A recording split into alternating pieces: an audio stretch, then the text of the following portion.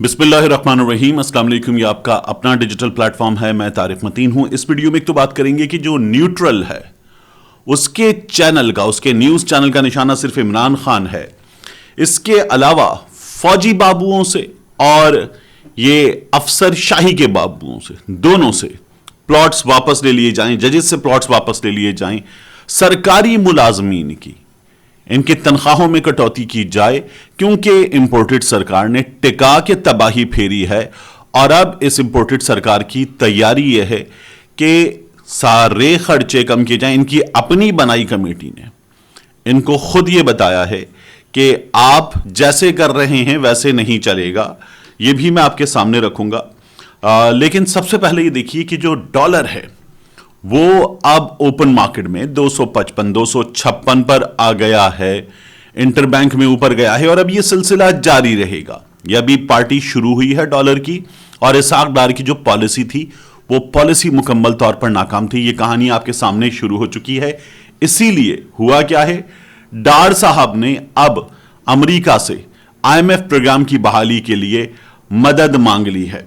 America से जो वफ्द आया है उनके महकमा खजाना के नायब वजीर की सरबराही में, तो इसहाक डार साहब ने ये कहा है कि हमारे यहाँ सैलाब है, दीगर बैरूनी अवामिल हैं, हमें बड़े चैलेंजेस दरपेश हैं। IMF कर्ज प्रोग्राम की बहाली में आप हमारी मदद करें और नरमी बरतने में आप IMF को आमादा करें। ये वो इसहाक डार साहब जो कुछ अर्से पहले कह रहे थे आंखें दिखाएंगे। ये वो इसहाक डार साहब कह रहे थे जो IMF से कह देंगे जाओ, नहीं करते, और उसके बाद तबाही फिरी है। इसीलिए मिफ्ता इस्माइल साहब ने आज कहा, पता नहीं डार साहब को क्यों लाए थे, उन्होंने आकर सारा बेड़ा गर्क करके रख दिया है। अब मिफ्ता इस्माइल साहब का तो नून लीग गिरबान पकड़ने को तैयार है, इसीलिए मिफ्ता इस्माइल साहब पूरा जवाब दे रहे हैं। वो अभी कह रहे हैं कि मेरे खिलाफ इस वक्त तक तो कोई कार्रवाई नहीं हुई है, अभी जमात में हूं, लेकिन जो मियां नवाज शरीफ ने किया वो कहते हैं लंदन बुला के जिस तरह से किया गया ठीक नहीं था। यहां जो ऑडियो लीक्स हुई थी मरियम की, शहबाज की, उनमें जो हुआ उसके बाद यही सब कुछ होना था। यहां मैं सबसे पहले आपके सामने एक चीज रखूं, आप देखिए कि ये न्यूट्रल मोहसिन नकवी, निगरां न्यूट्रल वजीर आला, उनका अपना चैनल है, और इसकी हेडलाइंस देखिए तो आपको अंदाजा होगा कि क्या कमाल दिखाए जा रहे हैं। इमरान खान की तैयारी, फवाद चौधरी की गिरफ्तारी, इमरान खान की तैयारी, ये इनके चैनल की हेडलाइन है। रेड लाइन पर रेड सर्कल, ये इनके चैनल की हेडलाइन है। फवाद चौधरी को शटअप कॉल मिलनी चाहिए थी, उनको अपनी चोंच बंद रखनी चाहिए थी फवाद चौधरी की गिरफ्तारी पर।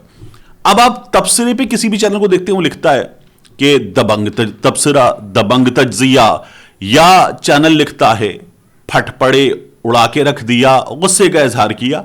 फवाद चौधरी की गिरफ्तारी पर सलीम बुखारी का शानदार तज्जिया।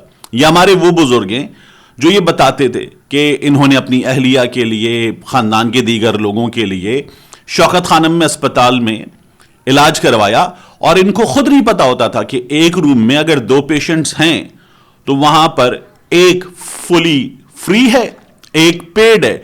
कौन सा पेड है इनको नहीं पता होता था कि मैं पेड हूं या बराबर वाले को पता हो। कहते इतना अच्छा सिस्टम था, और अब ये लोग सब के सब मिलके इमरान खान के पीछे पड़ चुके हैं।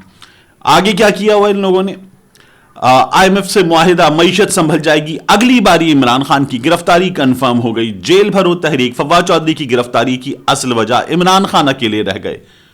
और आप देखिए सना बुच्चा साहिबा आपको नजर आ रही हैं, तो सना बुच्चा के तबसरे पर बात हो रही है। सना बुच्चा का तबसरा, फवाद की कुर्बानी, वजह इमरान खान खुद, ये इनका चैनल कर रहा है, इसे न्यूट्रल कह रहे हैं ये लोग। तो ये इन लोगों के कारनामे हैं, और ये कारनामे अभी जारी हैं। इसके बाद मैं आपके सामने एक और चीज रखूं कि ये जो बाबुओं के हवाले से, ये बाबू फौजी बाबू हों या ये सरकारी बाबू हों, एक कमेटी बनाई, ऑस्टेरिटी कमेटी। ये इस काम इमरान खान ने आते ही शुरू किया था, लेकिन फिर शहबाज शरीफ साहब ने जब सारी चीजें तलपट करके रख दी तो उसके बाद उन्होंने एक ऑस्टेरिटी कमेटी बनाई। उस कमेटी ने अब कुछ सिफारिशात मुरत्तब की। सबसे पहले उन्होंने शहबाज शरीफ साहब से कहा कि आप खुद सुधरने, आप सुधरेंगे तो चीजें बेहतर होंगी। इस कमेटी ने कहा कि सिविल, मिलिट्री ब्यूरोक्रेट्स, जजेस और मुआशरे के दीगर बासर तबकात से एक से ज्यादा प्लॉट्स वापस लेने की सिफारिश करते हैं हम लोग। دوسرا وہ کہتے ہیں جن کے پاس اضافی پلاٹس ہیں جو انہیں انتہائی کم قیمتوں پر دیے گئے ان کی وصولی کی جائے اور عوامی قرضوں کو ختم کرنے کے لیے ایسے پلاٹس کو نیلام کیا جائے.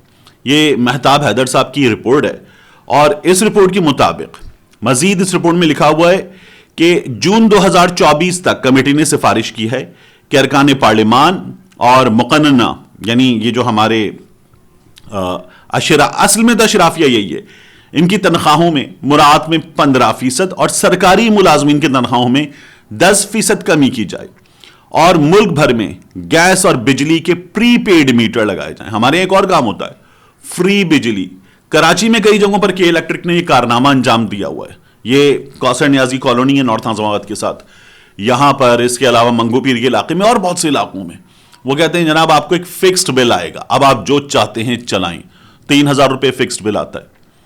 میرے گھر پہ ایک صاحب کچھ کام کرنے کے لیے آئے تو انہوں نے کہا کہ آپ نے بڑا کنٹرول رکھا ہوا ہے, بلبز وغیرہ مختلف چیزیں. میں نے کہا بچت کرنی چاہیے. وہ کہنے لگے ہمارے یہاں تو سب چلتا ہے. میں نے کہا سب چلتا ہے. کہنے لگے اس لیے کہ ہمارے یہاں اے سی بھی چلتا ہے. اب وہ گھر پہ ایک چھوٹے سے کام کو کرنے کے لیے آئے تھے جیسے پلمبر کا الیکٹریشین کا کام ہوتا ہے. اے سی بھی چلتا ہے, بلبز بھی سارے چلتے ہیں, بچے پنکھے بھی سارے کھول کے رکھتے ہیں. میں نے کہا آپ کتنا کماتے ہیں؟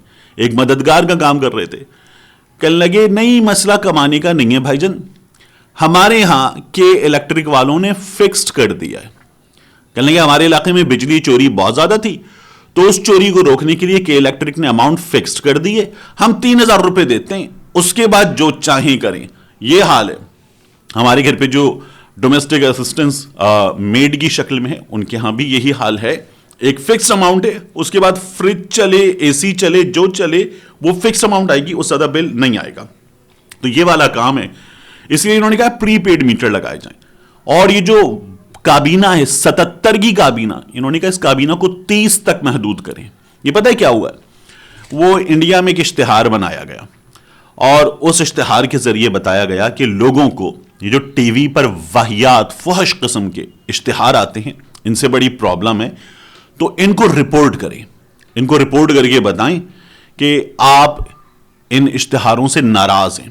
اب اس اشتہار کو بنانے کے لیے نا کہ یہ جو ٹی وی پر فحش اشتہار آتے ہیں, دکھایا گیا کہ ایک بندہ دفتر سے گھر آیا ہے, دروازہ کھلتا ہے, وہ بندہ ٹائی اتارتا ہے, وہ بندہ شرٹ اتارتا ہے, سامنے خاتون اپنے بال کھولتی ہے, اس کے بعد آگے دونوں بڑھتے ہوئے نظر آتے ہیں, درمیان میں ڈاکیا آتا ہے اور ڈاکیا آ کے کہتا ہے ایکسکیوز می, اور ان کے ہاتھ میں ایک چٹھی دیتا ہے اور پھر جملہ کہتا ہے اشلیل ودیاپنوں سے پریشان, یعنی آپ یہ جو گندے اشتہار ہیں ان سے پریشان ہیں, اس جگہ رابطہ کریں.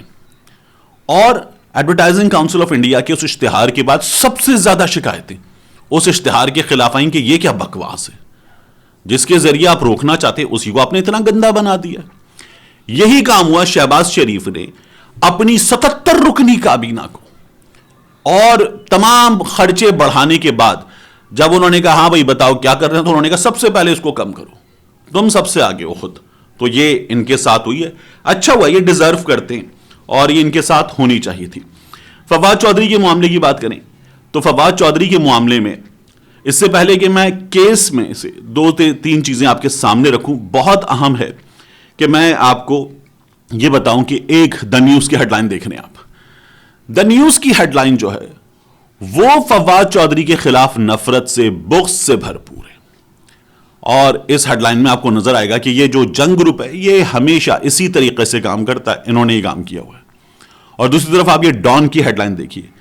ڈان کی ہیڈ لائن دیکھیں تو آپ کو نظر آئے گا کہ ڈان یہ بتا رہا ہے کہ فواد چودھری کے خلاف جو کیا گیا, اور یہ تمام لوگوں کی رائے ہے کہ فواد چودھری نے جو بات کی اس پر آپ اس بات کو غلط قرار دے کر قانون کے مطابق جو بنتا تھا وہ کر لیتے, لیکن اس بات پر غداری کا مقدمہ, فواد چودھری پر بغاوت کا مقدمہ کیسے بنتا ہے, لوگ یہ سوال کر رہے ہیں. تو وہ فواد چودھری کے کیس میں ہوا ہے. ڈان نے کہا یہ فواد چودھری کی پاکستان تحریک انصاف کی آواز دبانے کی کوشش ہے, یہ ہے فرق. اور جنگ گروپ تو بہت آگے, ڈان بھی کم نہیں ہوتا اکثر, لیکن جنگ گروپ تو اس معاملے میں بے تحاشا آگے ہے. دوسرا یہ جو 124A لگائی گئی ہے فواد چودھری کے کیس میں, جو وہ خود کہہ رہے تھے کہ مجھے نیلسن منڈیلا, بھگت سنگھ, ابوالکلام آزاد ان کے ساتھ شروع کر دیا, ان کے ساتھ کھڑا کر دیا ہے. یہ 124A کیا کہتی ہے, کوئی بھی اگر اپنے لفظوں کے ذریعے, چاہے وہ تقریر میں ہو بول کر ادا کیے گئے ہوں یا تحریر میں ہو, یا اشاروں میں یا کسی اور طریقے سے ادا کیے گئے ہوں، اگر یہ کوشش کرے کہ وہ نفرت پھیلائے، توہین کرے، یا یہ کوشش کرے کہ ایک صوبائی حکومت اور ایک وفاقی حکومت ان کے خلاف اسٹیبلشڈ بائی دی لا، ان کے خلاف جو قانون کے ذریعے حکومت میں آئی حکومت ہے، وہ حکومت جو ہے اس کے خلاف اگر یہ اقدام کرتا ہے تو پھر اس پر 124 لگتی ہے۔ یہ الیکشن کمیشن آف پاکستان کو جو منشی کہا ہے فواد چودھری نے، الیکشن کمیشن صوبائی حکومت ہے، الیکشن کمیشن وفاقی حکومت ہے، الیکشن کمیشن قانون کے ذریعے حکومت میں آ گیا ہے، یہ 124 لگا دیے۔ اور سیکریٹری الیکشن کمیشن، وہ لوگ جن کو قانون کا رکھوالا ہونا چاہیے، وہ جا کے یہ دفعات لگواتے ہیں۔ ہماری پولیس نے یہ کام کیا ہے، اور ویسے میں نے پہلے بھی کہا تھا اگر لوگ یہ سمجھتے ہیں کہ کام پولیس نے کیا ہے تو بہتر ہے کہ وہ پوگو دیکھیں۔ پولیس نہیں کرتی ایسے کام، یعنی اگر عدالت بلا رہی ہے آئی جی کو کہ آؤ 1:30 بجے تک، آئی جی نہیں آتا، پھر اس کے بعد عدالت کہتی ہے آؤ 6 بجے تک، آئی جی نہیں آتا، پھر آئی جی آتا ہے کہتا ہے میرے سگنلز نہیں آ رہے تھے، تو پولیس اتنی ہمت دکھائے، پاکستان تحریک انصاف کے لوگ سڑکوں پر روک رہے ہوں پولیس کو، اور اس کے بعد بھی پولیس لے جائے فواد چودھری کو اسلام آباد، تو آپ کو لگتا ہے یہ ہمت پولیس نے دکھائی ہے؟ یہ اصل میں پولیس کی ہمت ہے؟ اگر آپ کو ایسا لگتا ہے تو آپ پوگو دیکھیں۔ اور پھر عدالت نے خود دیکھیے، عدالت نے کیا کیا، عدالت نے کہا مجھے نہیں پتا، لائیں 1:30 بجے تک، پھر عدالت نے کہا نہیں مجھے نہیں پتا، لائیں 6 بجے تک، اور اس کے بعد جب وقفے کے بعد سماعت ہوئی تو عدالت نے کہا ٹھیک ہے اتنا تو بنتا ہے، یہ تو کیس بنتا ہے فواد چودھری پر۔ تو یہ وقفہ جو ہوتا ہے، ہماری آبادی بہت بری طرح سے بڑھ رہی ہے اور اس آبادی سے بہت مسائل ہیں، اسی لیے جو ہے وہ ہمیں بچپن سے اب تک تمام لوگوں کو یہ بتایا گیا ہے کہ وقفہ بہت ضروری ہے۔ ملتے ہیں انشاءاللہ آپ سے اگلی ویڈیو میں ایک وقفے کے بعد۔